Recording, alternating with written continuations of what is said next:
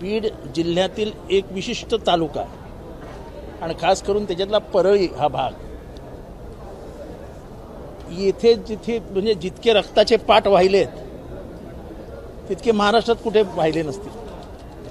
जितक्या हत्या तिथे झाल्यात तितक्या महाराष्ट्रात कुठे झाल्या नसतील. आणि राजकीय वरदहस्तापोटी त्याची चौकशीही झालेली. चौकशी करणारी पण माणसं ह्यांची, मर्डर करणारी पण माणसं ह्यांची, आणि सत्ताधाऱ्यांचा पोलिसांवरती प्रचंड दबाव, यामुळे न्याय कुठे मिळालेलाच नाही. नशिबाने संतोष देशमुख या युवकाची हत्या झाली आणि लोकांनी तोंड उघडायला सुरुवात केली. आणि त्यामुळे पहिल्यांदा वाल्मिक कराड या क्रूर माणसाचे, म्हणजे रामन राघवचा बाप आहे क्रूरतेवर, पहिल्यांदा त्याचं नाव घेण्याची हिंमत लोकांनी दाखवली. आणि आमचं काम आहे महाराष्ट्रातील जनभावना सभागृहाच्या माध्यमातून शासनाच्या नजरेत आणणं आणि उभ्या महाराष्ट्राला सांगणं. ते आज आम्ही केलं. माझ्याकडे यादी आहे 7 खुनांची, वाचून दाखवली. बापू आंधळे मर्डर, महादेव गीते 307, बंडू मुंडे मर्डर, महादेव मुंडे मर्डर, दुबे व्यापारी अपहरण, रोडे मर्डर. बाकीची मी नावं घेत नाही ते त्याच्यातनं नको तो बाजार उठायचा. आणि असं काही जातीपातीचं राजकारण नाही याच्यामध्ये. मारणारे वंजारी समाजाचेच, मेलेलेही वंजारी समाजाचेच.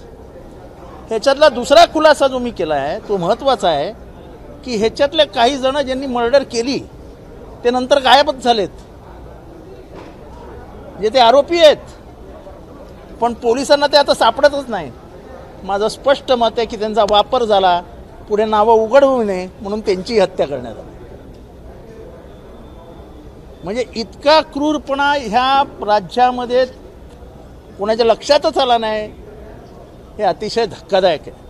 सभागृहात असं म्हटलं की मुख्यमंत्र्यांना ज्या दोन्ही मुलाची शपथ आहे त्या मंत्रिमंडळातून त्या आता असलेल्यांना बाहेर काढा.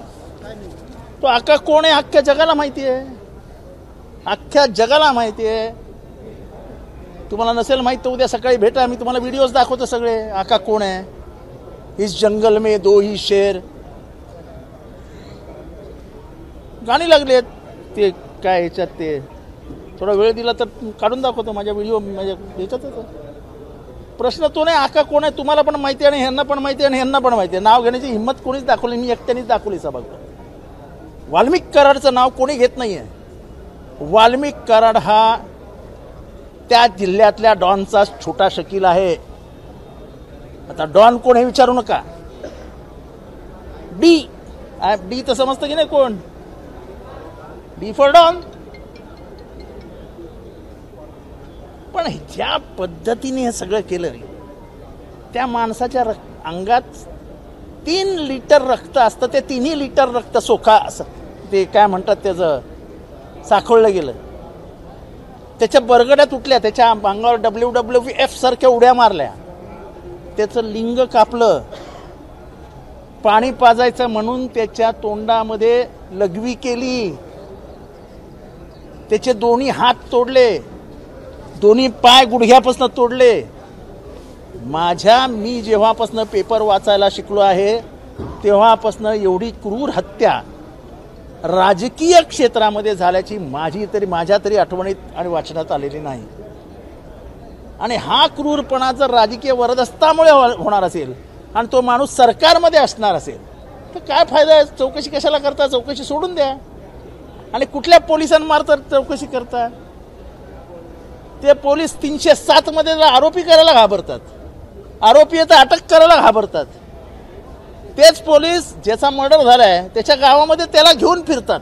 त्या आरोपींना, तो सुदर्शन घुले, तो चाटे, तो अंधारे, त्या सगळ्यांना घेऊन फिरतायत पोलीस स्टेशनला. आणि मी स्पष्टपणाने सांगितले आहे की पोलिसांनी आणि आरोपींनी मिळून संतोष देशमुखला मारलं. संतोष देशमुखला मारण्यात पोलिसांचा सर्वात मोठा हात आहे. आणि हे पण मी सांगतो की वाल्मिक कराड माझा जातीचा आहे, पण महाराष्ट्रात जातीपातीचा भिंत कधीच आड येता कामा नये. आपण शिवशाहू फुले आंबेडकरांचे विचार जेव्हा मांडतो तेव्हा जातीपाती धर्माच्या पलीकडे जाऊन न्यायासाठी मांडतो. इथे अत्याचार असेल तिथे आंबेडकर असतील, अत्याचाराविरुद्ध आंबेडकरांचे विचार घेऊन आपण समोर उभं राहिलं पाहिजे. या भावनेतनं मी उभा राहिलोय. वाल्मिक कराडला खुनात आरोपी केला पाहिजे. मागचे जेवढे खून आहेत तेवढे सगळ्यांची चौकशी झाली पाहिजे.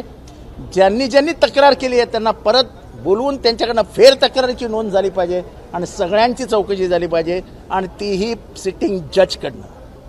कारण का बीडमध्ये एकही पोलीस ऑफिसर हा त्या जिल्ह्यातले माजी पालकमंत्री ह्याच्या विरोधात एकही गुन्ह्याची नोंद करत नाहीत. त्यांचं नावही कुठे घेत नाहीत आणि सगळे अधिकारी, तो ॲग्रिकल्चरचा असो, तो रेव्हेन्यूचा असो, तो पोलीसचा असो, हे सगळे अधिकारी हे त्या पालकमंत्र्याच्या सांगण्यावरनं त्यांची ट्रान्सफर त्या जिल्ह्यामध्ये होते. 300 हायवा एका दिवसात, 300 हायवांची म्हणजे मातीचं कॅल्क्युलेशन करा. 15 टनाची एक हायवा असते. 300 म्हणजे किती झाले? 450. कुठे जाते एवढी रेती? आणि किती करोड रुपये संध्याकाळपर्यंत जमा होत असतील. एवढा पैसा जर मिळत असेल तर 100 खून पचवतील हो. म्हणजे गॉडफादरच्या त्या कादंबरीपेक्षाही भयंकर असं काय ते पर्याय आहे. तर हा डॉन विटो कॉर्लिओन कोण आहे याचा शोध घ्या आणि पहिल्यांदा हे राजकारणाचं होणारं गुन्हेगारीकरण थांबवा. हे सरकारची लाच काढणार आहे, सरकारचं वस्त्रहरण करणार आहे आणि पहिल्या 5 दिवसातच समोर आलंय. सरकारचा रोडमॅप त्याच्यावरनं ठरणार आहे. जर तुम्ही आज कारवाई केली नाही तर त्या पोरांना, जे अनाथ झालेली पोरं आहेत त्यांना न्याय कोण देणार? त्या विधवेला न्याय कोण देणार आहे? पूर्ण महाराष्ट्रातल्या लाडक्या बहिणी बघतात डोळे उघडून की तिचं कुंकू ज्याने पुसलंय त्याला हे धरणार आहेत की नाही. सर, खंडणी प्रकरणात गुन्हा दाखल झालाय परंतु अजून देखील वाल्मिक कराड फरार आहेत. वाल्मिक कराड नागपुरात आहे हो. मी सांगतो तुम्हाला, वाल्मिक कराड नागपुरात आहे.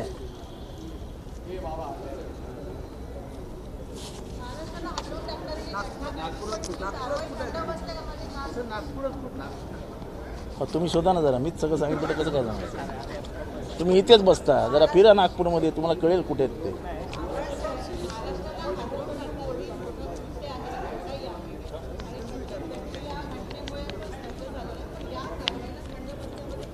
नाही पण त्याला राजकीय वरद असतंय. अहो, जो संतोष देशमुख मारले गेलाय, खरं तर मग तो नमिता मुंदडा यांचा भूताध्यक्ष आहे, तो बीजेपीचा कार्यकर्ता आहे. पक्ष अभिनिवेश बाजूला ठेवलाय आम्ही. अहो, माणुसकी आहे की नाही काही? अहो, त्याची बरगडी तुटून हृदयात गेली आहे. त्याच्या अंगावर नाचले मेल्यानंतर. अहो, त्याच्या सगळ्या अंगातलं रक्त ते असं घट्ट होतं ना, साकळलेलं म्हणतं आपण. एकदम असं लागलं की पटकन रक्त हे होतं ना आपलं, तसं झालंय. अहो, त्याचं लिंग कापलंय, त्याच्या तोंडात मुतलेत आणि त्याचा व्हिडिओ, त्याला मारत असतानाचा व्हिडिओ तर समोरचा माणूस बघत होता. व्हिडिओ बघणाऱ्याचं नाव वाल्मिक कराड. एबीपी माझा, उघडा डोळे बघा नीट.